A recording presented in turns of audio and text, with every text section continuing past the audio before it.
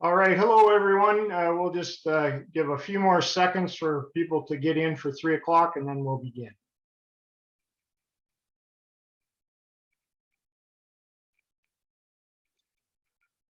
Welcome everyone to the annual general meeting of the Christie Conservancy. I'm Mark Bissett, the Executive Director, and I'll be your host this afternoon. About 300 people registered for today's event, which is being broadcast from the territory of the Anishinaabe, a landscape inhabited at different times by the Haudenosaunee, the Wendat, and others. We are really pleased to have several members of the Indigenous community with us, as well as several local politicians who take our work seriously. Thanks to all of you for making the time to be here. Because all of us are beginning to suffer from long hours spent in front of a screen, we've committed to keeping this AGM fairly short and hopefully interesting. For that reason, we're condensing our presentations to give our guest speaker, Julia Sarankin, lots of time. All of the documents we're referring to this afternoon have been distributed electronically ahead of the meeting. They also appear on our website.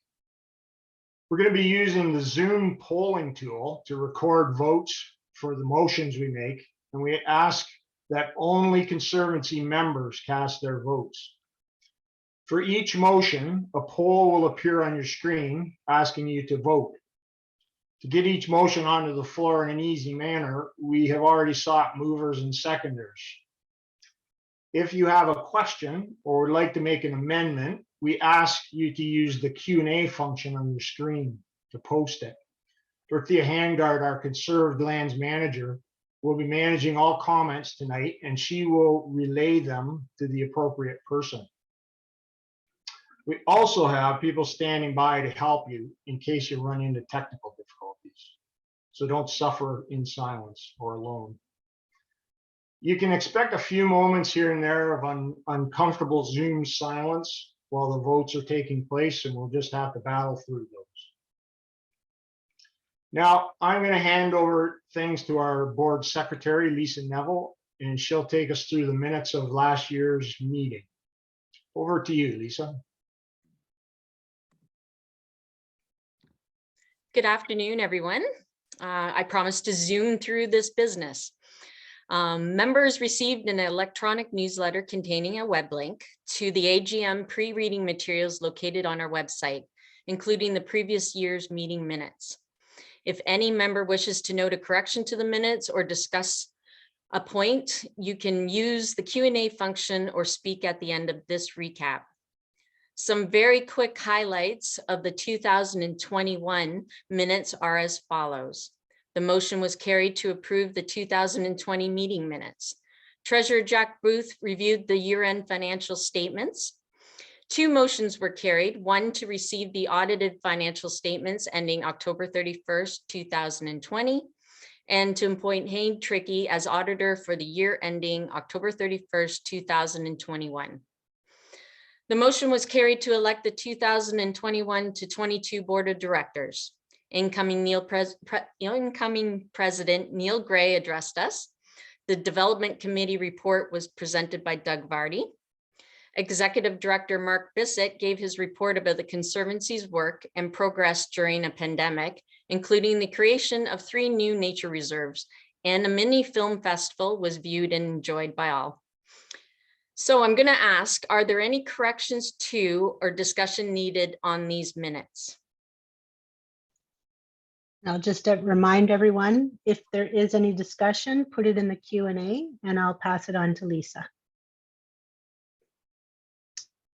Okay, Lisa, I'm not seeing anything yet. Nope, we're good. Okay.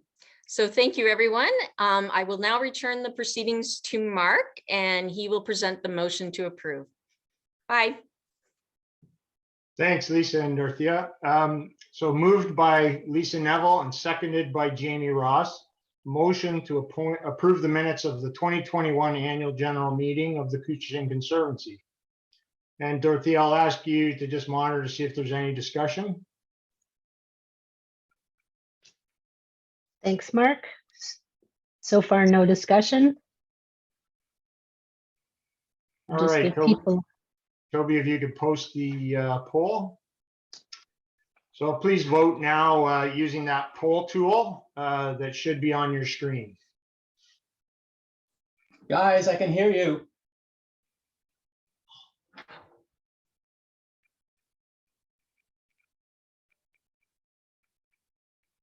Okay, we'll ask Toby to post there's the results. So the motion is carried. Thanks very much. I'll now call on our president, Neil Gray, for his remarks. Neil? Thank you, Mark. Well, I have to admit that I did not expect to be doing a virtual AGM this year. I certainly would prefer a face-to-face session with a lot more informal discussions going on or before the formalities of such an event. Oh, well, I guess there's always next year. What I like to do with the few minutes that I have is to thank a lot of people. Firstly, I would like to thank all of the board of directors who have given their all, greatly helping me in my first year as president. Kudos to all of you. Next, I would like to thank all of our volunteers that help us with advising, managing the Conservancy, and the community scientists that collect the data that is used in managing our programs and our sites. Last year, in another COVID year, volunteers logged in more than 5,200 hours. Nearly 2,400 of these hours were logged by the 180 volunteers of the community science projects, collecting data from 34 sites, making 389 observations of the 60 species at risk that we monitor, and submitting this data to us and the National Heritage Information Center. Kudos to all that participated in such troubling times. Working with our volunteers is a core group of staff who have had to work under difficult conditions. Their constant flexibility as conditions changed and a host of small innovations that were developed during this period made this a successful year. This year, we continue to build and evolve our stewardship group under the leadership of Dorothea Hangard. We brought in biologist and mapping specialist Aisha Agarwal full-time, promoted Toli Rowland, and beefed up our contract staff. We got great support from Ron Reed, Jenny Moore, Ryan Lamoureux, and Claire Buchanan. We also said goodbye to Joelle Burney, who headed out west to find adventure after doing such a great job for us. That's Joelle in the canoe with Tanya Clark. In November, we welcomed our new engagement organizer, Samantha Westwatts. We brought in a new bookkeeper, Terry Lynn Hazlitt, and are now saying goodbye to the longest serving contractor on our team, Kathy Connor. Kathy has worked quietly in the background since the mid-1990s with dedication and professionalism.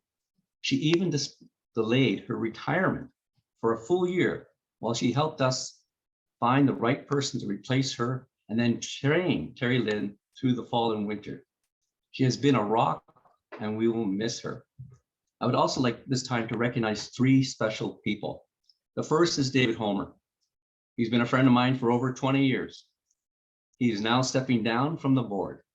He has served as president, past president, led us through the redevelopment of the Grants Woods office to make it carbon neutral and providing space for a growing staff. David has been instrumental in improving the compensation package for us to make it more competitive, and more recently has served as chair of our personnel committee. He's given it his heart and soul to the Conservancy. I thank him dearly for all his hard work. The second is Jason Stewart, who's stepping down as co-chair of our development committee, though he will continue to steer our advisory committee. Jason has been putting in many hours of service in helping to build and direct both the advisory council and the development committee, and he's helped attract a very significant amount of funding to our cause. Thanks, Jason, for your ongoing leadership. The third is Doug Christie, who's retiring from his firm.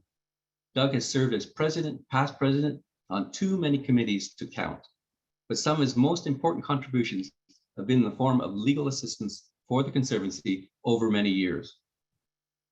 Doug has handled the lion's share of our acquisitions and easement agreements in recent years, contributing many thousands of dollars of in-kind support through Russell Christie LLP. He's also been a general source of sound advice across the years. Doug will continue with past presidents and on the development committee, but we want to particularly thank him for his legal work with the Conservancy and wish him well in a very just retirement. Once again, I would like to thank the staff, the volunteers, and the thousands of supporters, all of whom have contributed greatly to the success of this year. Thank you very much. Now I'd like to hand over to Bob Sullivan, who's going to give us the treasurer's report. Thank you.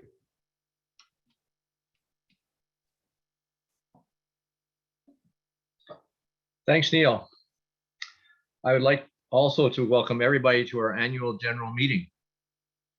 As anybody who knows me, I'm not an accountant, but it's my pleasure to present the financial statements for the year ended October 31st, 2021. I got the job because the board asked me if I could balance a checkbook. I said yes, and I got it. I'd gladly welcome back Jack Booth, our in-house accountant, next year on the board. He'll be a wonderful replacement for me. The audited financial statements and annual reports are available on our website. I'll be highlighting a number of the items from the financial statements rather than review them in detail. As outlined in the annual report, the organization had an outstanding financial year. The summary financial information displayed on the slide reports that both total revenue and expenditures were slightly more than 2020. Revenue increase was primarily due to investment income from funds invested with the Community Foundation of Orillia and area.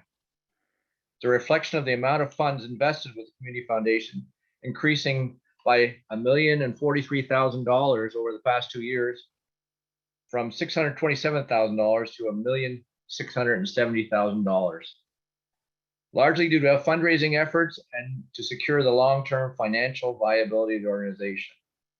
Donation income is continuing to increase, and for 2021 it is up by $30,000 year over year. The statement of operations and changes in net assets on page 5 of the financial statements provides the details behind the graphs.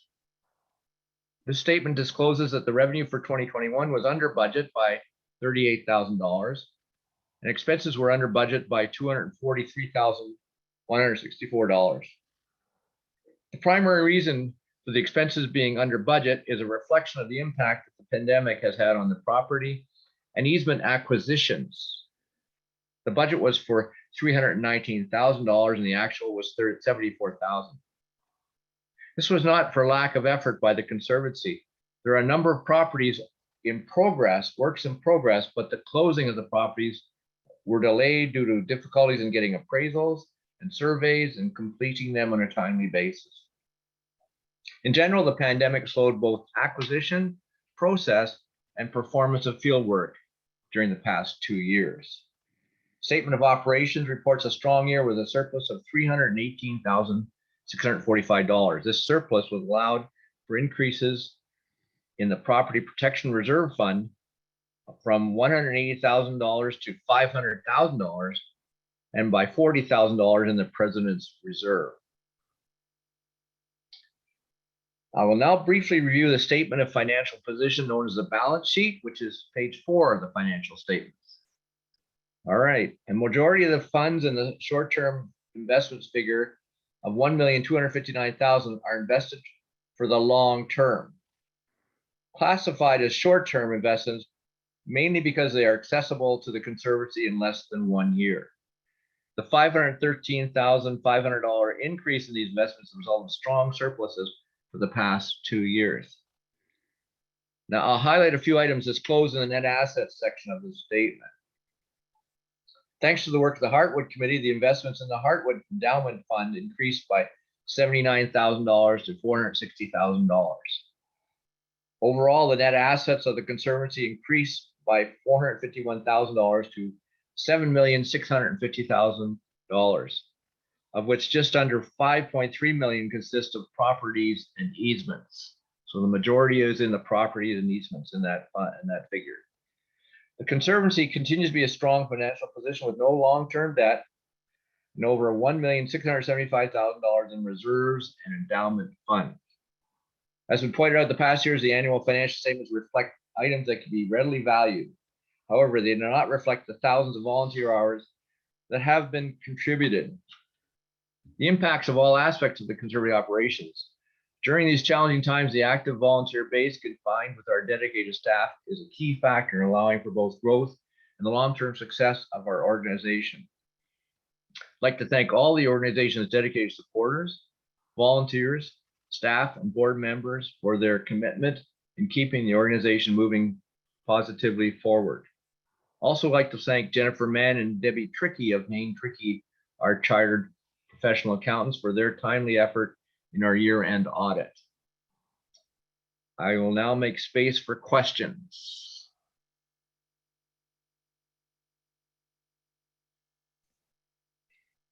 None so far. Let's just give people a minute to type.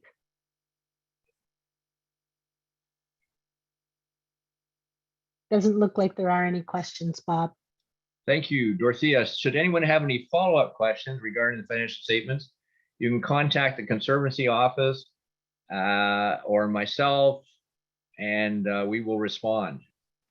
I'll now return proceedings to Mark and make the motions to receive the financial statements and appoint the auditors for the coming year. Thank you very much. Thanks, Bob. Moved by Bob Sullivan and seconded by Dale Ledbeater, a motion to receive the financial statements for the year ended October 31st, 2021. Just give a moment to see if there's any discussion.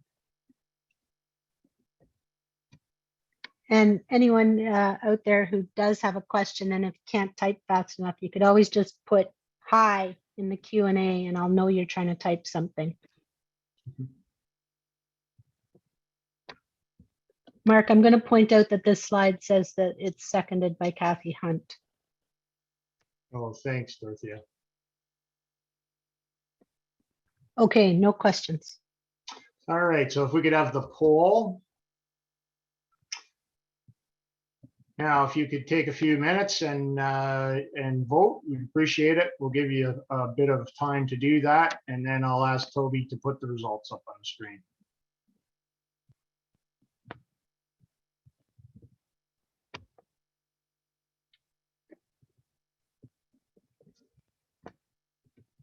The motion is carried. Thanks very much.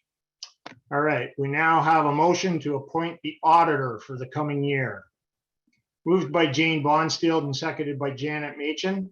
A motion to appoint Heen Trickey Professional Corporation Chartered Accountants as auditor for the year ending October 31st, 2022. Dorothea, I wouldn't think there'd be a lot of discussion about this, but please let me know if you see any. You never know. Doesn't look like it. All right, Toby, if we could have the next poll. Just take a moment to vote, please.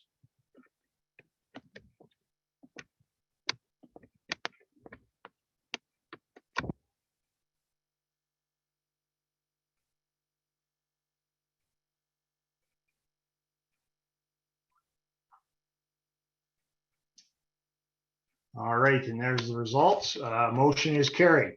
Thank you very much.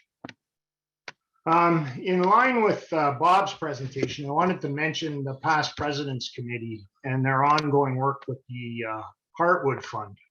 Our endowed reserves to support operations. 68 people have pledged or contributed an estimated 2.9 million to the fund as it continues to grow. So that's both cash and pledges. And it's playing an increasing role in our financial stability. So very big thank you to all those folks that we affectionately refer to as the Heartwoodies. So let's move on now to the election of the board.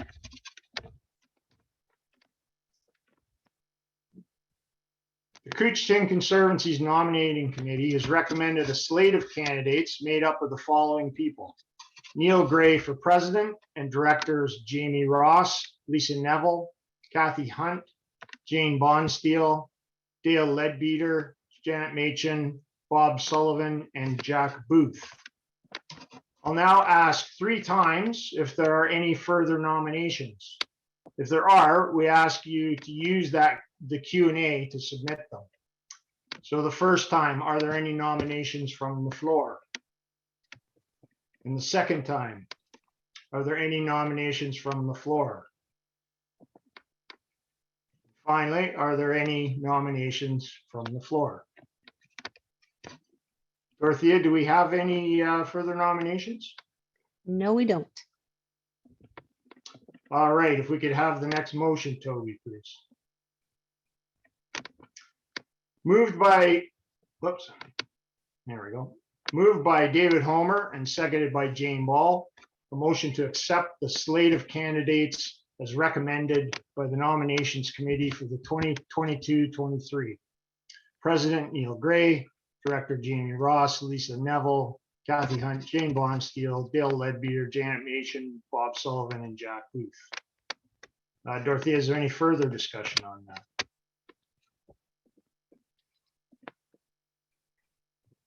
Nope, there's nothing. All right, if we could have the poll then, please, Toby. You could just take a moment or two to vote.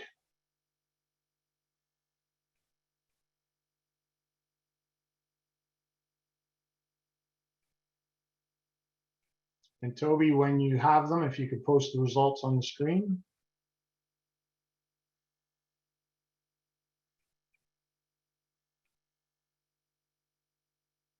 All right, the motion is carried. Thanks to all the board members who've agreed to serve in this crucial role. We really, really appreciate the efforts that you folks put in. So I haven't got much time in this Zoom format, so I'm going to leave a fair bit out. I'm not going to spend much time talking about the pandemic. Last year, I took you on a tour of the massive impact it had on our operations and the way we bounced. That's still going on every day, but you guys know that, you're living it. I'm going to leave world events to the 24-hour news cycle. Unfortunately, we're living that too. What I want to show you is what we've done as a community of people in response to the times we live in. I'm going to show you the big picture and then move to what I like to think of as the kind of the muddy gumboots of it all.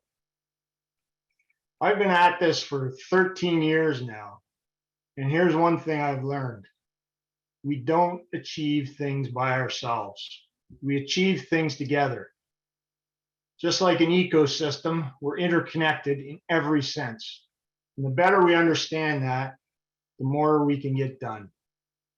So this presentation is about you, whether you just joined us or you've been at this 25 or 30 years.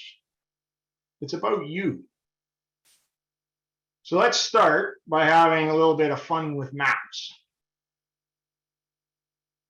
A few years ago, we showed you this amazing map created by the Nature Conservancy in the US. It's a model of species migration patterns over the coming century in the face of climate change.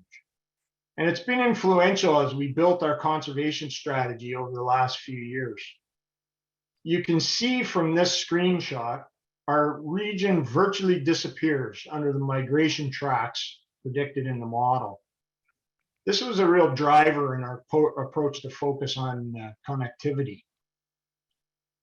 Now, along comes another study that may further support the ecological importance of our area.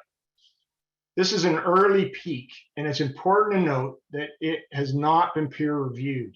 It's being circulated in what's called an unrefereed preprint, a kind of a draft that allows scientists to discuss and critique the findings ahead of the peer review process. The authors have used a method called circuit theory to do an analysis of multi-species connectivity for all of Canada. The idea here is to provide a picture of species movement in a way that helps people make local land management decisions. So in a nutshell, circuit theory, as I understand it, predicts movement across landscapes similar to the way electricity can be predicted to move through an electrical network. you can generate a map like this one, showing in red where the current density or species movement is the highest. In the preprint of this study, they highlighted 3 of the best examples of high current density in all of Canada. And one of them was us. I zoomed in on the mapping around Lake Simcoe here. I'm just going to give you a couple seconds to read this slide before I go on.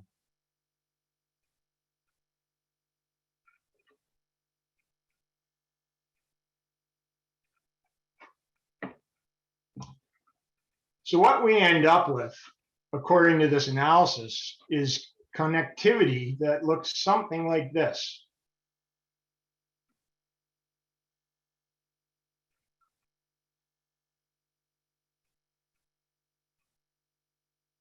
I apologize for the quality of this map, but I decided to use it because it more clearly shows the shape of the lakes. When I read through this paper, I have to tell you, I got pretty excited because I'd seen something pretty similar to this analysis before. So take a look at this now.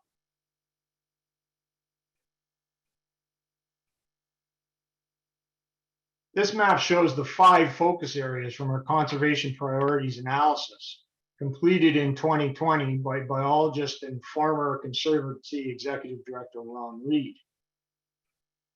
I'll give you a second look just because it's cool.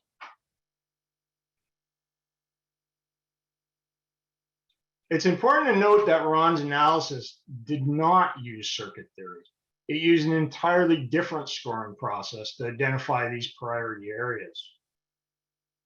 So what we have here is mounting evidence to suggest we built the Couchiching Conservancy in exactly the right place.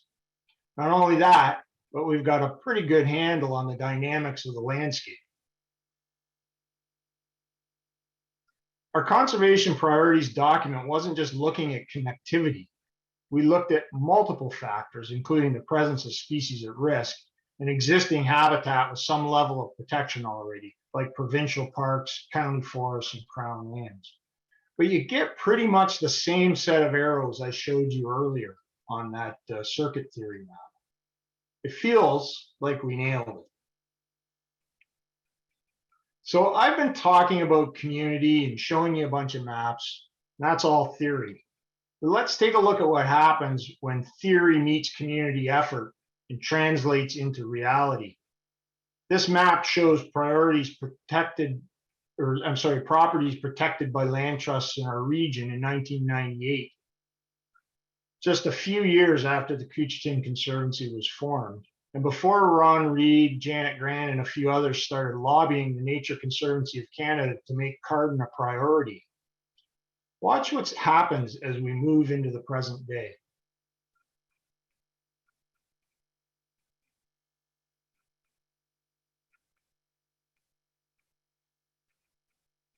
Over time, you can see those corridors taking shape. This is what you've done. This is what we've done together as a community. Now let's look at a corridor that is approaching completion. You can see that we've got a string of almost continuous protected land from the Cashy Barrens in the upper left through Queen Elizabeth II and right down across the Cardinal. The Black River corridor is starting to take shape as well. Many organizations, many people, so much time and treasure, all focused on a shared goal. My goodness, there's more to come. Let's take a moment to celebrate this one. With our great partners, the Nature Conservancy of Canada, we landed this spectacular 1,300-acre property in the heart of the Cardinal. The Couchiching Conservancy put in more than 2 years of groundwork to fight a proposal to create a massive gun range on the property. We organized local opposition with the Cardin field naturalists. We pushed for political accountability and good planning decisions. We engaged a planner who really sweated it out. And special thanks at this point goes to the Gosling Foundation, which backed us in this fight at every step of the way. Then when NCC got an opening to buy it, we raised $200,000 toward the purchase through our corridors campaign. And I am really happy to say it is never going to be a gun range. The Black River corridor is the focus of the other focus of the corridors campaign. Thanks to your trust and support and hard work of the development committee led by Doug Vardy and Jason Stewart, we've raised more than $920,000 in cash and pledges since the start of the campaign. We've created 5 new nature reserves and built up an acquisition fund of about $500,000 that will allow us to move fast as soon as an opportunity opens up. We're in discussions with the landowners of several large acreages right now. The pace of acquisition slowed a bit in 2021, but our efforts sure haven't. There are some pretty high expectations about the price of land out there right now, but the campaign's continuing, so please watch for updates. The pandemic has really impeded us from one of the things we like to do best, which is celebrate new reserves. You may remember the Dr. Ron Taylor Nature Reserve from last year.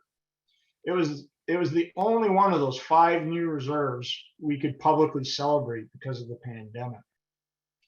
This is the Taylor family at the official dedication ceremony. And man, was it a nice day. Thanks again to the Taylors for their wonderful generosity in this property. You can see the Taylor Reserve on this map in relation to the new Marley Nature Reserve location that's circled. This map also shows Queen Elizabeth II Wildlands Provincial Park in green outline to give you a sense of how we're contributing to the integrity of the park. We completed the acquisition of the Marley Nature Reserve in January 2021, thanks to the generosity of Giannis, Reet, Karen, and Ellen Marley. This 71-acre reserve fronts on the Black River and is only accessible by canoe. Hopefully, we'll be able to dedicate it this summer. In November, we completed the acquisition of another remote property inside the Black River Wildlands corridor. This land has been in the family of Gary Nicholson for over a century. And with the family's donation, he's ensured it will be permanently protected in the Nicholson name.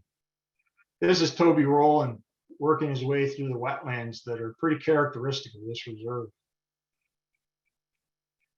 This map shows the Nicholson Reserve in pink inside the corridor.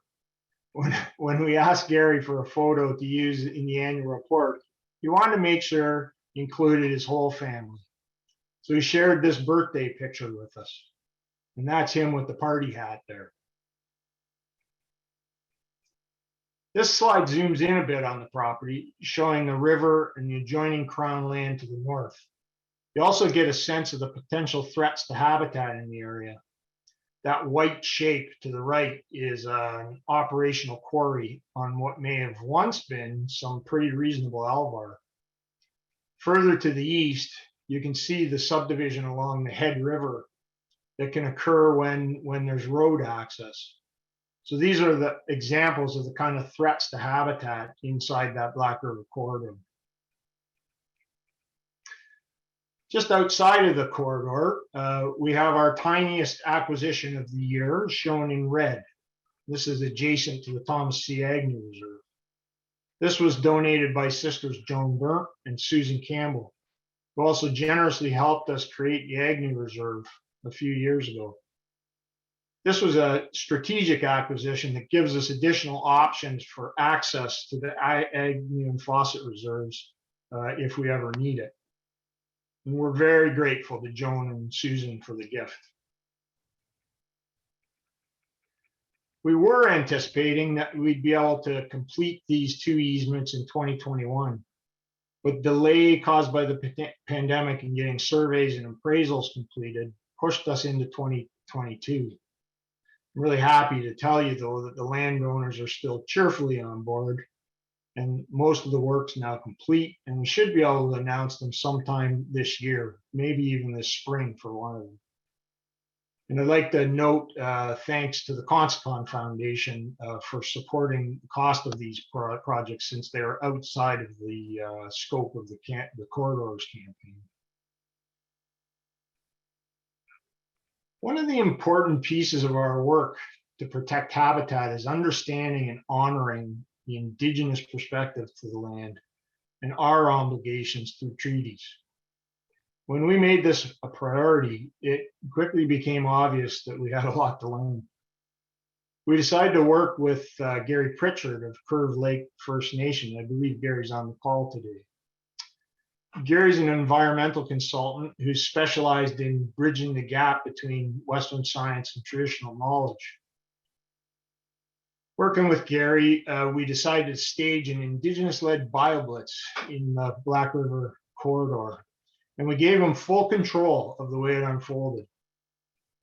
The training workshops focused on Indigenous approaches to conservation, as well as common myths about Indigenous peoples. And then volunteers went out into the field on 3 separate days to see how much wildlife they could record. In this photo, Gary in the blue jacket and a group of volunteers are checking a trap for minnows and other benthic critters. Another day, we cooked up bannock during the break. We staged the project on the property of Beth Jefferson and Patrick Kennedy inside the corridor, and 37 people attended in all. So I want to thank Beth and Patrick for their enthusiasm for this project. It really opened our eyes to some of the barriers we face when it comes to developing equal partnerships with Indigenous communities. Traditional Western conservation has not been a positive thing for many Indigenous people. It's often meant their removal from the land. So we've got work to do to show that the Couchiching Conservancy and other land trusts approach things differently.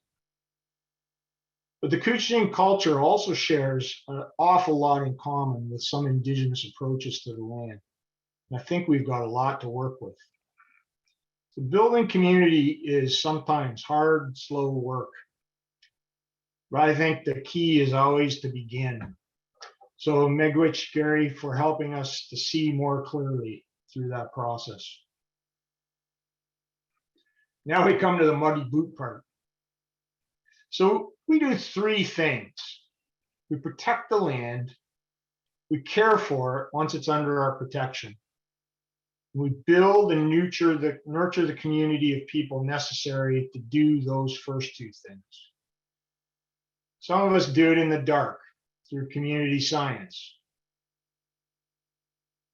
Some prefer the daylight, like these salamander monitors. Some of us are out at dawn on the Cardinalvar. These folks are carrying on a line of grassland bird data collection that stretches back for years. Some of us do it through hours at a computer screen. Some work on improving grassland habitat. Some track monarchs and nurture remnants of their milkweed world. There are the bridge builders and the trail keepers. There are the fundraisers. This year's Cardin Challenge crew brought in 36,000 by birding for 24 hours. And I think we had a record number of people participating. Others raised funds on 2 wheels. Over 14,000 this year to remember Daniel Lemus. There are those who invite new people in through Passport to Nature. They're the ambassadors representing us out in the broader community. And there are those who just watch, maybe score some food. In the end, the only thing we leave behind is our action.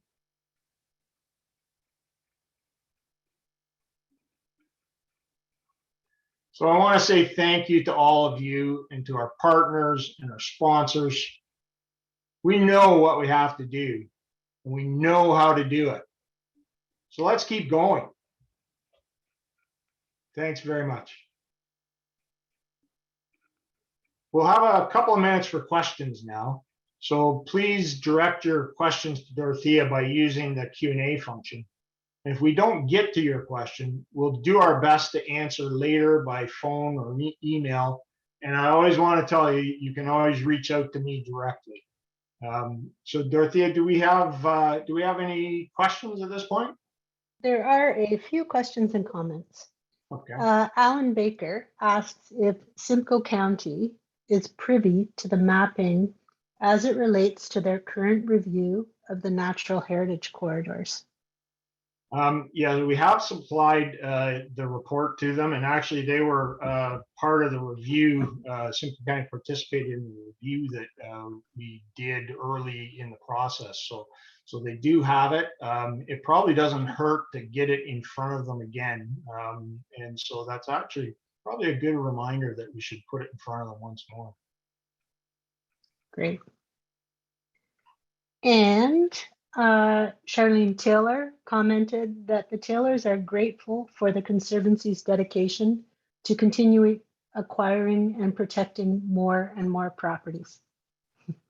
Thanks, Charlene. Glad you guys are here today. Ron Kluger asked what an easement is and how is it accessed? Yeah, that's a great question. So one of the ways that we protect land is we can work to negotiate a set of restrictions on a property with the landowner, and then develop an agreement which is then registered on title of the property. So the landowner can protect the land without necessarily donating it. And then when they decide to sell that property, that set of restrictions in the easement go with the title of the property. So it continues to be protected even after they have sold the property. And if you're interested in finding out more about that, you can call myself or Courtney Baker, and we would love to talk to you. Thanks, Mark. Celia asked if a copy of your report, the report you just gave with the presentation, will be available online. So we will have a recording of the presentation, and I think we can make that available to you. I think it will be on our website, if I'm not mistaken. And from Bob Sullivan, do you have any comment on the expected annexation of 1,000 acres of prime farmland by Aurelia in Severn in the area of Grants Woods? Yeah, so we looked very carefully at the areas that the city identified for expansion in their recent mapping that they released to the public. And the most likely scenario, in our opinion, is probably a push out into Severn Township, because they're pretty limited in where they can go in the other directions. And so when you look at that, Grant Woods is quite possibly right in the pathway of some of that push. So we've engaged with the city through its forums, and we are supporting the Stop the Sprawl campaign that was recently launched by Madeline Fournier. Congrats to Madeline. I don't know if she's on the call today, but she's doing some really great work on that front.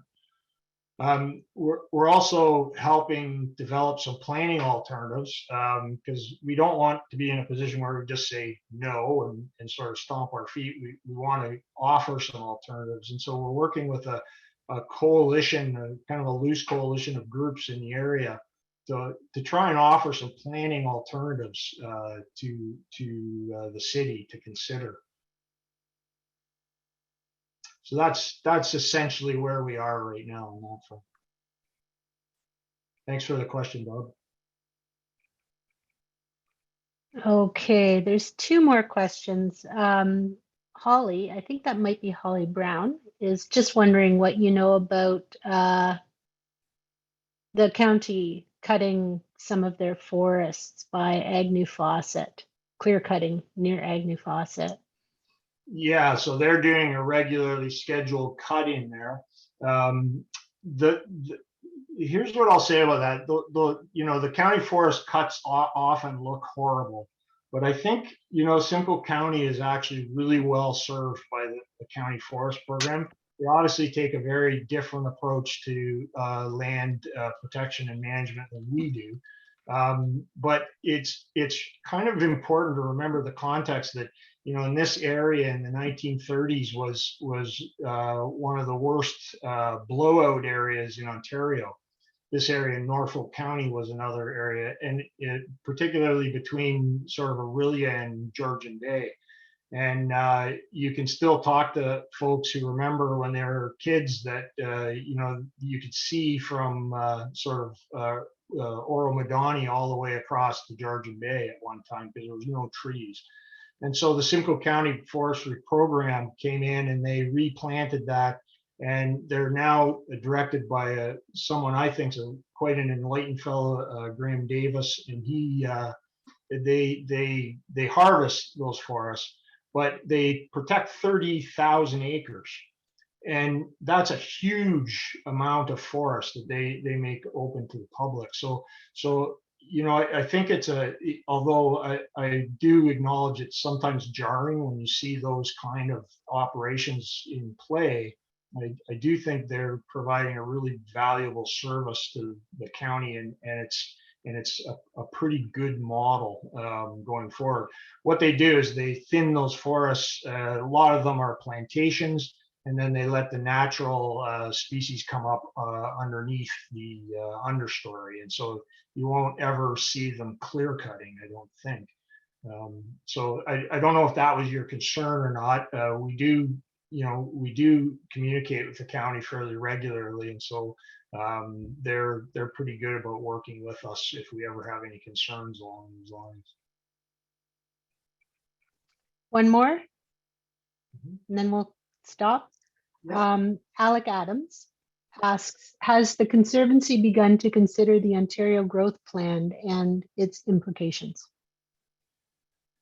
Oh, hi, Alec. Yeah, so certainly we think about it a fair bit, and in fact it's part of, you know, it's really shaping our stance around the expansion of the boundaries of Aurelia. We think that urban sprawl, it just absolutely has to stop in the way that it's been, you know, sort of going on in recent years. You know, the climate emergency, the threats to biodiversity, everything is telling us, it's screaming at us that we can't continue business as usual. And you know, I think that growth plan is it's a fairly business as usual scenario. So yes, we do try and stay abreast of the situation. And I would say that, you know, those are our concerns, because the city of Aurelia is grappling with that as well. A lot, you know, of their stance really on the city's expansion is entirely based on that right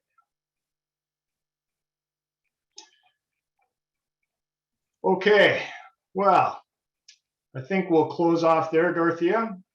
And if there are more questions, again, you know, my door's always open, metaphorically. My phone's always on the hook.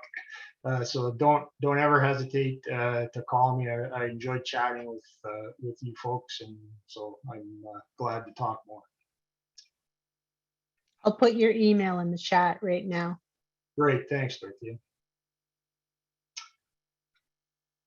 All right, now it's my great pleasure to introduce Julia Sarankin, our guest speaker. Julia is a writer and a lecturer who has produced a Canadian bestseller called Field Notes from an Unintentional Birder. Her book is a memoir that recounts her journey from a nature novice to a serious bird nerd, and that's something an awful lot of us on this call today can probably relate to. And I have a feeling we are her people. So Julia, over to you. Okay, welcome everybody, and thank you for that wonderful introduction. I am absolutely thrilled to be here today, and I'm thrilled to be talking about birding and what I love about birding and why it is that I believe that birding is an antidote to despair. Let's see, can we get the next slide? Okay, so I have titled my talk, Birding as an Antidote to Despair. And I think one of the important things that the pandemic has shown us is that people now crave the outdoors. The pandemic has forced people outside, and birding has really soared in popularity. In fact, eBird reported that over the course of 2020, they had a 34% increase in increase in use of the app and in bird sightings reports. So that's huge. Birding has been soaring in popularity. And I think one of the main reasons is because it makes us feel good. Being outside and looking at birds really forces you to see the world around you in a different way. And in a sense, it forces you to recognize the extraordinary in the ordinary. So I'm going to talk today a little bit about my own journey to becoming a birder, and I'll also mention a few things about my book, which is really about how my midlife love affair with birds made me see the world in a completely different way and really made me look at the world with more wonder. Can we get the next slide, please? Okay, here I am in Cape May, New Jersey. So birding is really the practice of looking. It's really all about learning to see the world in all of its glorious detail. And for me, that process has really been about learning to see the extraordinary in the ordinary. And so here I am in Cape May, New Jersey, and this photo was taken by my long-suffering husband, who was once a non-birder. In fact, when we went to Arizona several years ago and did a little bird tour, our bird guide very quickly labeled my husband an SOB, a spouse of a birder. But my husband too has experienced a little bit of a birding conversion, like so many other people, thanks to the pandemic. And I will come back to my husband's birding conversion a little bit later. Okay, next slide, please. So this is a picture of my spark bird, the Red Wing Blackbird. This is the bird that I saw at the tender age of 35, and this is the bird that really changed my life, and that triggered this. Well, some people would call it an obsession, I would call it a passion, but this deep interest in the birds and through birds actually, made me understand the beauty and the importance of nature. So you might be wondering over the course of this presentation why there aren't any photos of me as a young child with birds, because very often when enthusiastic birders give talks about their birding journeys, you often see a photo of them as a kid holding a bird, or with bird books or out in nature. Well, the fact of the matter is I discovered nature through birds. I came to birding later in life. I saw my first bird at the age of 35, and it was this gorgeous Red Wing Blackbird. And in fact, when I saw the Red Wing Blackbird, I was so shocked by its beauty. I thought, oh my God, this must surely be a rare migrant from Peru. And when the people I was birding with said, no, this is one of our most common springtime birders, I immediately wondered, oh my God, what else have I been missing? And the thing is, I come from a very indoor family. I was born in the former Soviet Union. My parents are immigrants. I'm an immigrant too. And when we came to Canada from the Soviet Union, my mother always said, I did not escape the Soviet Union so that I could vacation in a tent in Canada. So, the outdoors were really something that other people did. My parents are concert pianists. I grew up, going to the opera, going to the symphony, visiting museums, but the nature was just something we never did as a family. And so when I saw my first Red Wing Blackbird and wondered what else had I been missing, this was really the beginning of my apprenticeship in nature, and really the beginning of it's kind of my world being cracked open. So I'm just going to read a very, very short paragraph from my book about this experience of seeing the Red Wing Blackbird for the first time. The bird stood still, balancing on a cattail, and I managed the trifecta of raising my binoculars, focusing them, and finding the desired object magnified in my field of vision. "What is that?" I gasped, nearly blinded by the unexpected vermilion patches on the blackbird's epaulets. I watched as the bird threw back its head, opened wide its beak, and let out a sound so primal it left me marveling. This was as close as I would ever stand to dinosaurs. If this bird had been here all along, what else had I been missing? And so that was really the moment for me, the moment when I wanted to learn more about this world. And this is really what set my obsession in motion. And that screeching call, that conquery of the Red Wing Blackbird literally cracked my world open. And speaking of, I heard my first Red Wing Blackbird on Thursday. So that was hugely exciting. So even though it's still gray and kind of gross out, spring is absolutely coming. I have proof. Okay, next slide, please. As I was writing my book and becoming a birder very unintentionally, I realized that so much of what I love about birds is that they make me feel good. Being out in nature, looking at birds really does have sort of a restorative effect. And I feel that when I'm looking at a bird closely and really observing all the nuance and the fine detail, and when I take those skills and sort of look at the world around me with more care and really look at the details around me and recognize the wonder in my surroundings, I can't help but feel happier.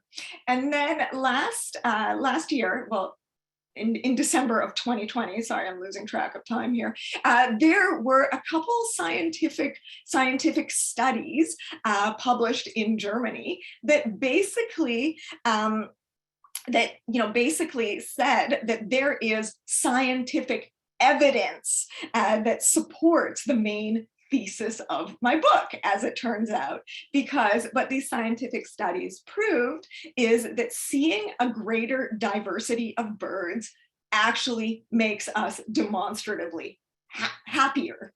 And in fact, seeing the joy that we experience from seeing a greater diversity of birds is actually greater than the joy we experience from sort of financial security. It's sort of on par and greater than that. So more birds bring more happiness. And I wrote a piece about this for Audubon magazine in the US, and my editor was absolutely thrilled to inform me that in the first week, the piece got over 30,000 hits. So clearly this is resonating with people. And I think it's because this is kind of anecdotally what people experience when they're out in nature, looking at birds, observing their behavior. They actually feel happier. So I joked to my publisher that my book should now have a sticker on it that says scientifically proven. Next slide, please. And as you can see in all of these photos that I'm sharing with you, anytime I am with birds, I am extremely happy. So here is a photo of me. In the photo on the left side of this slide is me. I'm holding a black and white warbler, and on the right hand side, I'm holding a bufflehead. And these photos were taken at the bird banding research station in downtown Toronto, where I volunteer, the Tommy Thompson Park Bird Research Station.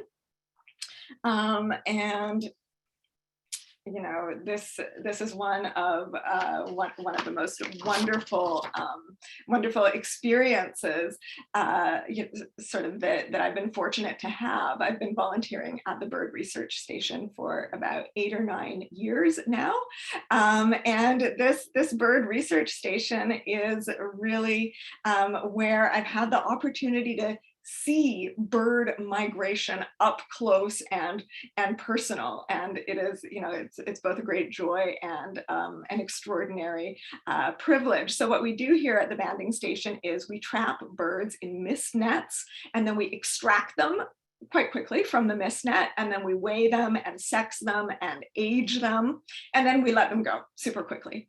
And all of this data gets pooled from across North American banding stations, and the data helps scientists assess general bird health and population growth or decline and migration patterns in general.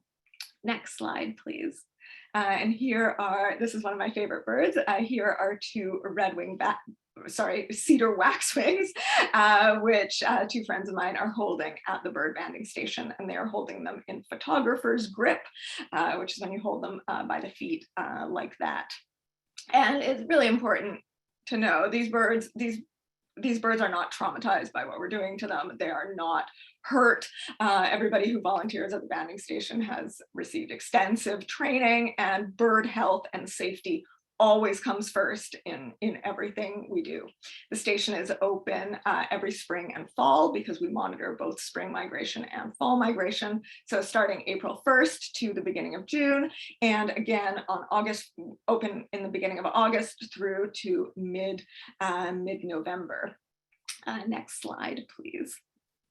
So here I am holding a cedar waxwing. And this was kind of a momentous occasion for me because this photo was taken the first time I ever extracted a bird from a mist net, and it happened to be this cedar waxwing. So I mentioned a little bit earlier that I didn't grow up with nature. In fact, you know, I didn't grow up around animals. I never had any pets. And in a sense, volunteering at the banding station was in so many ways about conquering my fears, or rather my trepidation, about being in the outdoors and about being around living non-human things. And I gotta say, I'm a bit of a slow learner, so it actually took me several years to finally muster up the confidence to actually hold a bird in my hand. And this photo was the first time that I took the plunge and extracted a bird from a mist net.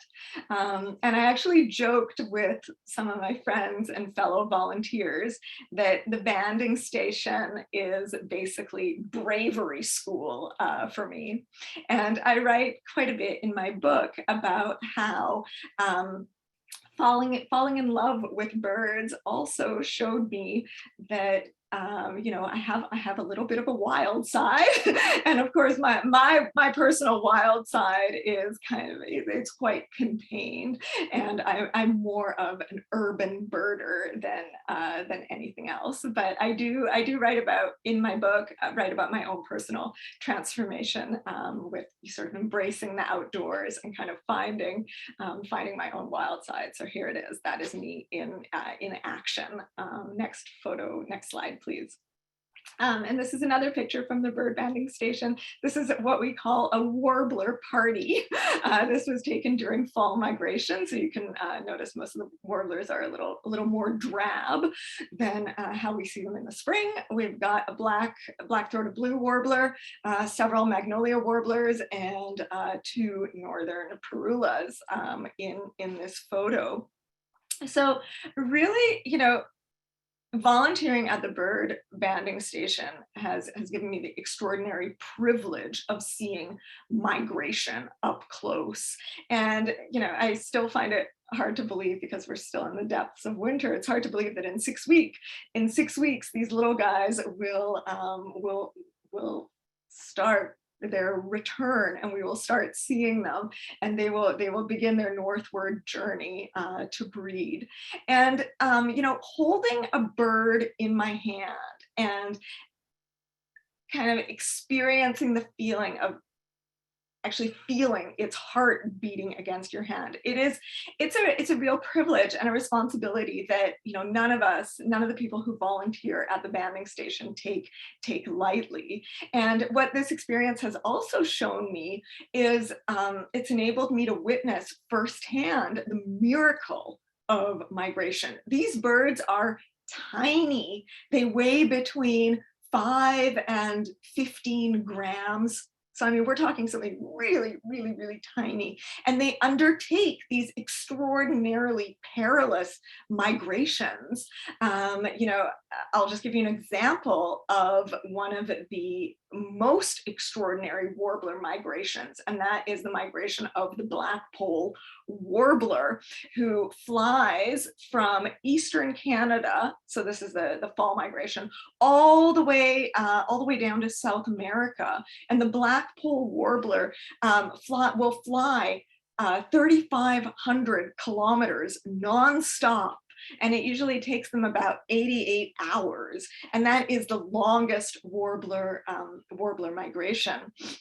And he flies over the Atlantic. And to me, that is absolutely extraordinary, that a bird that weighs about 10 grams can fly for 88 hours straight. I have tremendous admiration for these songbirds, for their intrepid nature, and also for their absolutely fierce determination. And, you know, the most extraordinary thing for me is that all of this is happening right here, right around me, right here in Toronto. Before I started birding, I really believed that you had to travel far to see nature. But it turns out that it is all around you, and that if you take the time to look, nature is literally at your doorstep. So this extraordinary spectacle of migration is happening right here. And birding is really all about taking the time to look, and taking the time to look closely and to marvel at the detail. And I really believe that when you do that, it changes your relationship with the world, and it makes you see the rest of the world with so much more empathy. So I feel like birding has, it's also changed me kind of as a person, and it's changed the way I relate to the world. Okay, next slide, please. Here's another image of me at the bird banding station. Right here, I am holding a red-breasted nuthatch. And again, this is during, this photo was taken last fall during migration. Next photo, please. This is what goes on at the inside the bird banding station. And on the left-hand side of this image, you can see me scribing. This is my absolute favorite job in the world. I mostly scribe the scientific data. So here we are in the photo. A friend of mine is banding a yellow-bellied sapsucker, and I write down the weight, the sex, the age, and the band number. And we also use banding codes, so basically four-letter codes. So the Red Wing Blackbird is RWBL, a mourning dove is MODO, MODO. So when you see those four-letter codes, they're known as alpha codes, and that's what bird banders use. And in the right-hand side of the photo of the image, you can see all the cloth bags. You can see a bunch of cloth bags hanging. And we put birds, when we extract them from mist nets, we put them in these cloth bags. And that just enables the bird to sort of calm down, to relax a little bit. And we leave them in those cotton baggies, and then we process them, and that you can see in this image there's a black tube. We put the bird in the black tube, and then it flies out. And I really love scribing, because I feel like it is the absolute best place to be, to see all the action up close. And in this photo, you can also see a bunch of pliers, and the bands that we put on birds are either stainless steel bands or they're made out of aluminum. And there's different sizes to fit the different sized birds and to fit their legs. And we usually put a band on the right leg, and each band has a discrete number. It's kind of like a social insurance number in a way. So that's the inside of the station. And again, the amazing thing is that the station is in downtown Toronto, and it turns out that Toronto is one of the most extraordinary places to experience bird migration, because we're right on Lake Ontario, and we are on a flyway. So much about my my love affair with birds has also sort of been about reconsidering and rethinking and this place that I call home, and kind of getting to know Toronto in a completely different way. The city has literally transformed for me from this concrete jungle into a network of interconnected wildernesses. And so that has been one of something miraculous for me about getting to know birds. It has also made me think about this place I live in a completely different way, and sort of made me fall in love with the city in a totally different way. Okay, next slide, please. And this is just a funny picture of me at the bird banding station also. So a couple of years ago, I think about 4 or 5 years ago, when the water level in Lake Ontario rose, there's a lot of flooding. And the bird banding station is on a peninsula in Tommy Thompson Park, and there was a great deal of flooding, and so we had to wear hip waders, but that did not stop us. And when my book first came out, there was an interview with me that ran in the Toronto Star, and the editor asked me for some photos of me, in action with birds, and so I sent them all these cute photos of me holding birds, and then I sent this one as a joke, and this is the photo that appeared in the Star. There's this huge picture of me wearing hip waders. So as you can see, this is bird banding chic fashion. Okay, next slide, please. And here we are at the banding station with an American woodcock. People often ask me what my favorite bird is, and I think I would probably have to say the American woodcock. What I love about birds and about getting to know birds better is getting to know their absolutely fascinating and absolutely bizarre behaviors. And to my mind, the American woodcock is one of the stranger birds I've ever encountered. He's the most unlikely Don Juan that you would ever imagine. So I'm just going to read a quick paragraph from my book about the American woodcock, and you'll get a sense of why I'm so deeply fascinated by this bird. If I could get a bird inked on my body, it would be the American woodcock, the largest North American shorebird, which hangs out mostly on damp ground in the woods, perfectly camouflaged with its surroundings. To me, the bird looks like an accident of nature.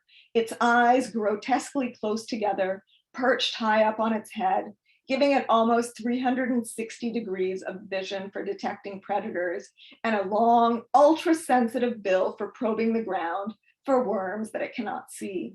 Stocky, short-legged, incessantly pouting, this is a bird with attitude. And yet the American woodcock is also one of the most curious Don Juans of the avian world. In early spring, at dusk, the bird engages in an aerial mating dance that counts among the more peculiar things I have ever seen. The aerial display of the woodcock is so odd that many birding clubs host outings just to bear witness to the bird's eccentric pre-mating ritual. It begins with a nasal peent, repeated more times than strictly necessary. And if a nasal note weren't enough to get a girl going, what follows is nothing short of spectacular. The pouty, stocky woodcock hurls himself into the ether on whistling wings, ascending in a series of wide circles, as if he had suddenly developed the agility of a nymph. Then he plummets to the ground with a yelp and does the acrobatic feat all over again. These peents and aerial dances work like a charm in the spring. The American woodcock mates morning and night without fail for 8 straight weeks. What female wouldn't be seduced by such a show? After witnessing the stocky bird's transformation into an aerial gymnast, even I could be convinced to mate with a woodcock. So there you go. That is my favorite bird. Can I get the next slide, please? So I mentioned earlier in the presentation that birds really teach us to see the extraordinary in the ordinary. This photo of a gorgeous snowy owl was taken in downtown Toronto.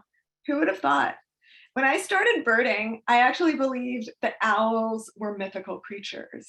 I never would have expected that living in Southern Ontario, a person could see 7 species of owls pretty easily without actually having to work all that hard. So I think the first time I saw a snowy owl here in Toronto was really such a miraculous moment. It completely transformed my surroundings, and it sort of transformed my sense of, you know, what is possible in the city, and it transformed my understanding of nature as well. Next slide, please. Another thing that really makes birds and birding exciting to me, apart from their beauty, is all of the extraordinary behaviors that you can witness. This is a belted kingfisher, and if you look at the photo on the right-hand side, you will notice some X-rated behavior. Sorry for the X-rated content, but this is a photo that my husband took here in Toronto in Colonel Sam Smith Park of 2 belted kingfishers sort of caught in the act in flagrante. So you can witness all sorts of birding behaviors pretty much in your backyard. And I wrote another piece for Audubon magazine about the importance of appreciating our common birds. And I called this talk "Birding as an Antidote to Despair." And I think it's important to acknowledge that, yes, birds make us happier, and yes, we need birds. But the other side of that equation is that I think right now birds need us more than ever to advocate on their behalf and to help preserve and conserve them and their habitats. Birds are deeply in trouble. We have lost close to 3 billion birds since 1970. So that's within the span of 50 years, we've lost 3 billion birds in North America. And the vast majority of these birds aren't rare birds, they're common birds. And so I feel like it is, it's really fun to see rarities, and it's wonderful to see rarities. I'm not saying that I myself don't go chasing rare birds. No, the thrill of seeing a rarity is like nothing I've ever experienced. But I do feel that the health of bird populations depends on the protection we offer to the common birds in our midst. And I also feel it's important to say that the pandemic has really changed the way iBird. You know, I still chase birds, of course. It's so much fun, but I do it quite a bit less than I used to. And in a sense, the pandemic has forced me to rediscover the splendor of common birds. And this is really what I wrote about in my essay for Audubon, which is called An Ode to Our Common Birds. And I always think of the extraordinary conservationist Rosalie Edge, and I always think of her wise words. And she said, and I quote, "We need to preserve birds while they're still common so that they don't become rare." And I think that's something really, really important to think about, that we should be spending, you know, our time and resources on the common birds in our midst as well. And we should also train ourselves to see the beauty in, you know, in the things that are common, because the last thing we want is for them to become rarities. So all of that forced me to interact with the belted kingfisher in a completely different way. And even though I've seen, you know, I see belted kingfishers all the time, really acknowledging their beauty and learning to sort of see all the nuances and the exquisite hairdo really made me appreciate all belted kingfishers all the more. Okay, next slide, please. I mentioned that I love watching birds in action, not just in X-rated poses, such as what the kingfishers were doing, but I love observing the social nature of birds. And here is a photo that my husband took of tree swallows. You know, communicating. Tree swallows are extremely social. I have no idea what the screaming match was all about, but I can imagine it, or maybe it was an amorous squabble, or who knows what was going on between these two tree swallows, but they were loud and they were passionate, and it was just so much fun to watch them argue, or who knows what was really happening here. And the photo on your right is a photo of a celebrity bird that appeared in Toronto absolutely out of the blue. This is the yellow-crowned night heron, which hung out in Colonel Sam Smith Park for several weeks this past May. And it was absolutely thrilling to see this bird pay us a little visit. But I do need to say that as thrilling as it was to see the yellow-crowned night heron, I'm just as fascinated by what these tree swallows were yelling about as I am by observing the celebrity bird. So both of these kinds of birding experiences really hold a special place in my heart. Okay, next slide, please. Here's an image of a piebald grebe and a northern shrike, and most of these photos that I'm showing you, actually all of the photos I'm showing you that don't have a photographer's name on them, were taken by my husband. He has become very quite entranced by digiscoping, and so all of these photos were taken through our scope. Never in a million years did I imagine that my husband would sort of undergo a birding conversion experience, but I do have the pandemic to thank for that. The pandemic plus a scope plus digiscoping has really transformed my husband into a better version of himself. So that's where all of these photos come from. And these two, the piebald grebe and the northern shrike, were literally taken 15 minutes away from our house in parks nearby. So this is what I mean by, you can see there is so much right all around us, and we really just need to take the time to look. Next slide, please. And here are some images of miraculous owls. And again, these photos were taken at a very safe distance, and they were taken through a scope. This is the digiscoping. So check out the short-eared owl on the right. Look at that pedicure.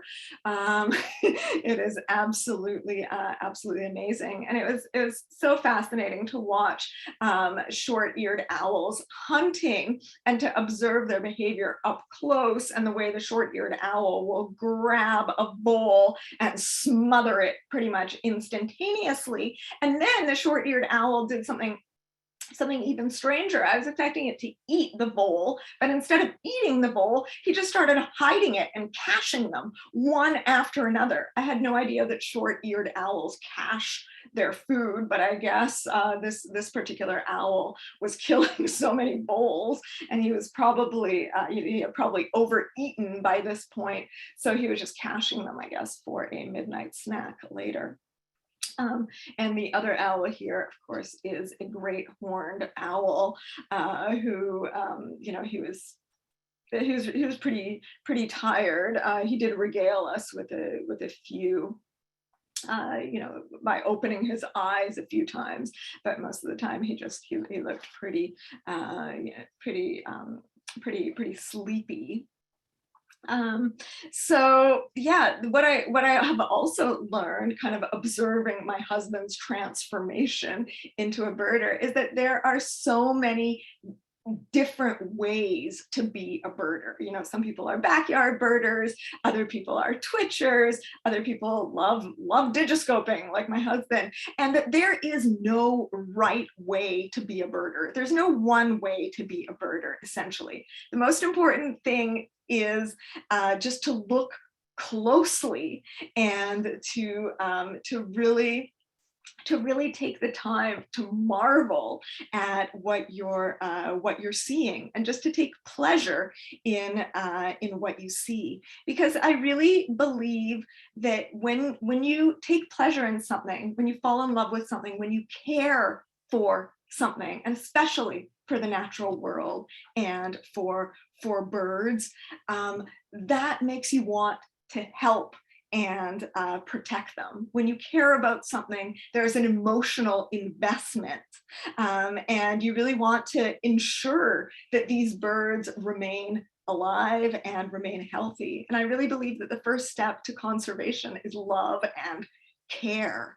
And I feel that as birders and as nature enthusiasts, you know, we really we sort of have a mission to make other people care about the creatures we love so much, and to help other people see the wonder in them. And then hopefully that will motivate them to protect these birds. So I really try to use my writerly voice to just sort of show people what is magical and magnificent about birds, and how birds have taught me to see the world in a different way. And my goal whenever I talk to non-birders is to just inspire some sort of wonder or some sort of care and love, because I feel like that is the first step.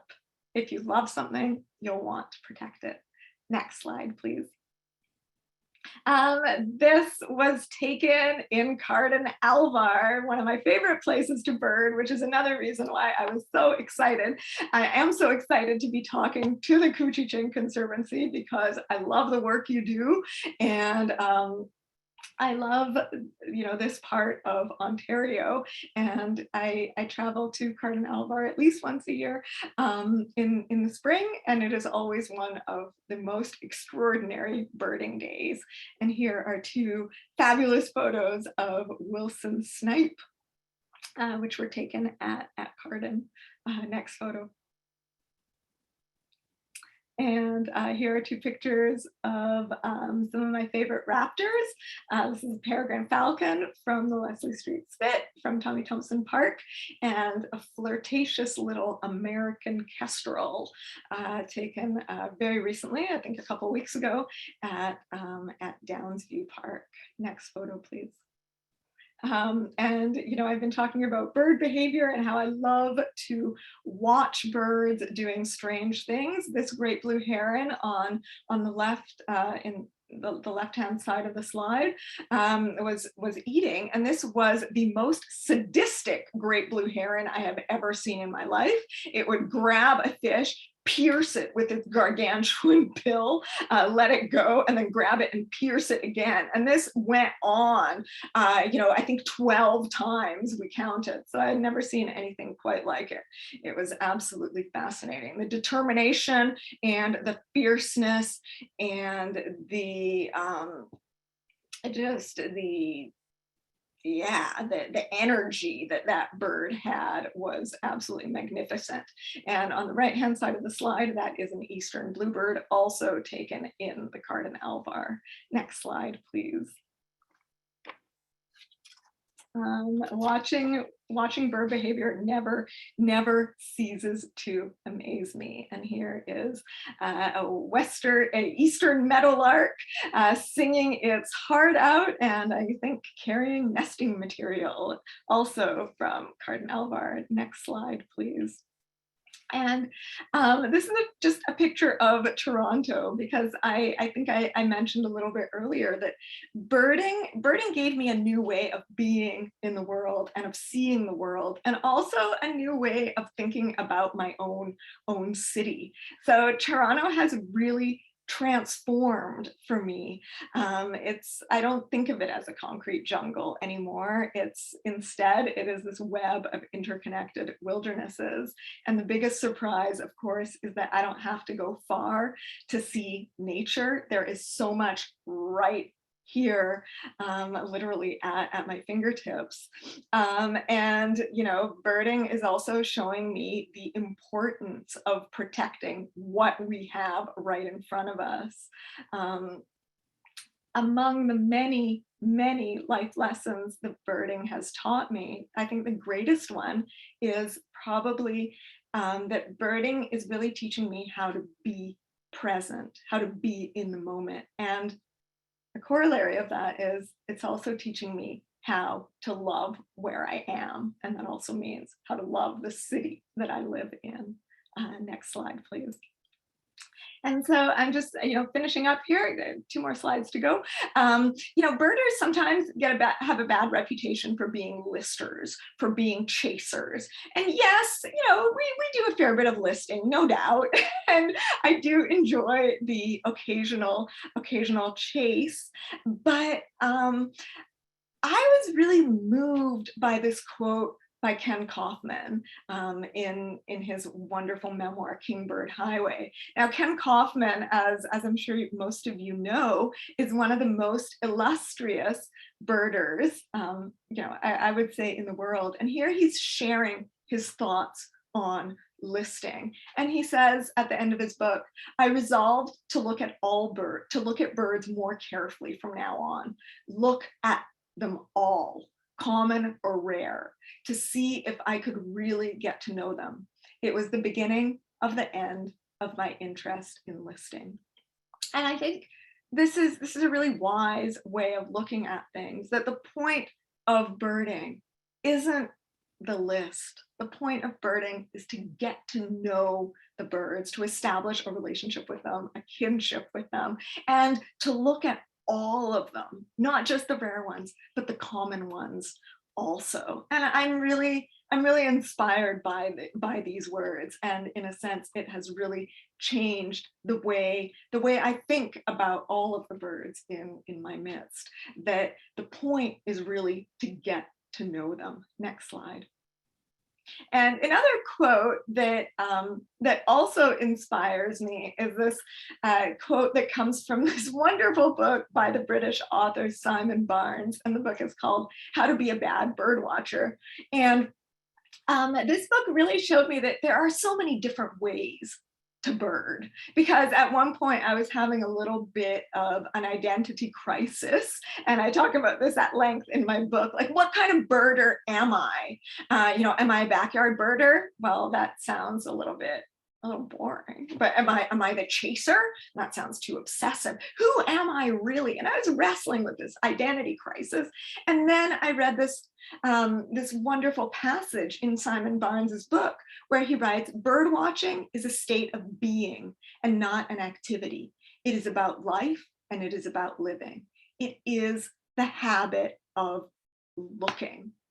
And that really, really struck a chord with me, that there's no right way to be a birder, that birding is about cultivating this habit of looking. And yes, birding has made me a better person. There's no other way to say it. I have already said that birding is absolutely an antidote to despair, but you know what? It's also an antidote to smugness, because birding inevitably makes us humble. The process of learning about birds means that you are inevitably befriending failure, because you are constantly misidentifying things. And I think this idea of befriending failure and this idea of learning constantly, well, it's good for your brain, of course, but it also keeps you humble. And it is a wonderful antidote to smugness. I mentioned already that birding has made me more empathetic, because when you bird and when you look at something closely, you really see the details of things, and you try to see things from from that other perspective as well. It's made me more attuned to differences. It's definitely made me a better listener. And I've also read about this in my book. One of the fringe benefits to birding is that it also improved my marriage. I think it made me a better partner, because when you bird, the most important thing is to really appreciate what's in front of you rather than what you wish were in front of you. And that's a great lesson for marriage as well, especially when you're arguing. Appreciate what's in front of you. Okay, and last slide. And I'm just going to end on this note. This is a photo of some graffiti in Toronto done by my favorite graffiti artist. I have no idea who this person is, but this person runs around the city writing "Tout est possible," everything is possible. And this is literally how birding makes me feel. I feel hopeful when I bird. It makes me more optimistic. And I feel that going out birding, in a sense, is a radical act of hope. And even in this, this present moment that we're in, which is so depressing and so filled with horrible news, both about the health of our planet and about the horrible things that people are doing to one another, I still find hope in the act of birding and looking at birds every day. It reminds me that beauty exists in the world, and so does wonder. So thank you so much. It has been such a pleasure. I'm excited for your questions. And if you want to know more about my book or about me, please don't hesitate to visit my website, juliazarankin.com. And there is a contact button on my website if you would like to contact me for any reason. Okay, thank you. Thank you so much. Thanks very much, Julia. Your enthusiasm is infectious. Really enjoyed that presentation, and we're looking forward to having Julia up in Carden for the Carden Challenge this year as our celebrity birder. So here's hoping many of us can get together out in the Olivar and spend some time with you. But maybe Dorothea, do we have a couple of questions? Or do you just take a couple of minutes? Sure. Somebody asked if you have any plans for World Migratory Bird Day on May the 14th. Oh, what a great question. May 14th, where am I going to be? Oh my goodness. So I will probably be volunteering at the bird banding station. And if I'm not there, maybe I'll be in Peely, maybe I'll be in Long Point. Oh my goodness, I haven't made plans yet, but this is getting me excited. Maybe I'll be in Presqu'île. Who knows? But I will be somewhere with my binoculars glued to my face. Hopefully, fingers crossed, I will see a cerulean warbler. That's my dream for World Migratory Bird Day. Hopefully, I will lock eyes with a cerulean warbler. That's lovely. There are many wonderful comments coming in, thanking you for your presentation. People loved your energy and your passion. And someone would like to know what your next book is going to be. Oh, thank you for that question. So I'm working on a novel right now. There aren't any birds in it. I'm really sorry. It's I mentioned that I'm an immigrant. I'm from the former Soviet Union. So the novel I'm working on is about a Russian Jewish emigre family, and they all love one another deeply and have a really, really hard time expressing that love. So it's a comic novel, but it is, it's also about deeper themes of intergenerational trauma and just the challenges of communicating. Wow, that's great. Thank you. And Ralph Sapola has a question. Hi, Julia. How important is it to feed birds in the winter? Oh, that's actually a really, really good question. And I feel like there's a little bit of controversy around this. So I would say, okay, I'm going to be 100% honest. I live in a condo, so I only really feed birds when I go to a park, when I just want them to eat out of my hands, like at Algonquin, when the Canada Jays come to your hand. I would consult with people in a nature store, honestly, and see what the latest is on this. But my sense is that it's fine to put up a bird feeder in your backyard, and it's, that's my sense. But you might want to consult with other people or just do like a quick internet search, but I'm not the best person to ask about that. I wouldn't be surprised if most of the people watching this presentation right now have one eye on their window and the feeders outside right now. Probably. Another nice comment. I'm just picking randomly. There's so many, but someone said, "Thank you, Julia. What a wonderful, inspiring talk. I have even been looking at local groups here where I live as you were speaking. It turns out there are groups that watch the winter migration on our local sand flats and salt marshes less than 5 miles away." Oh, that's fantastic. Yeah. Now let's see. Oh, yeah, for all of you with bird feeders, I must say I am so completely jealous because there is so much drama that happens at the bird feeder. I mean, I mentioned that birds are social creatures. They have personalities, and when you watch what goes down at a bird feeder, it will remind you of being in junior high in the cafeteria. There's the queen bees and the wannabes, and then there is always that Cooper's hawk lurking, checking out the buffet, wondering what he can possibly pounce on. So you guys, that's awesome. I'm deeply envious, and keep watching those feeders. Philip Ling would like to know what are good starter binoculars? That's a great question. I always recommend Vortex. I think Vortex is a really, really good company. They have pretty reasonable binoculars. And another wonderful thing about Vortex is they have a great policy. If anything breaks, they will replace it quite quickly. So Vortex is great. Maybe Vortex is mid-range. If you want something, the myth about binoculars is a lot of people think that, oh, I can't go birding until I have the perfect pair of binoculars. You don't need the perfect pair. You just need a pair that's going to feel good for you, and that's usually enough to get you started. I wrote a piece last year about actually comparing a bunch of different binoculars. I wrote that for cottage life. So if you Google my name and cottage life and binoculars, you'll get that article. And I do like a comparison of five or six different binoculars.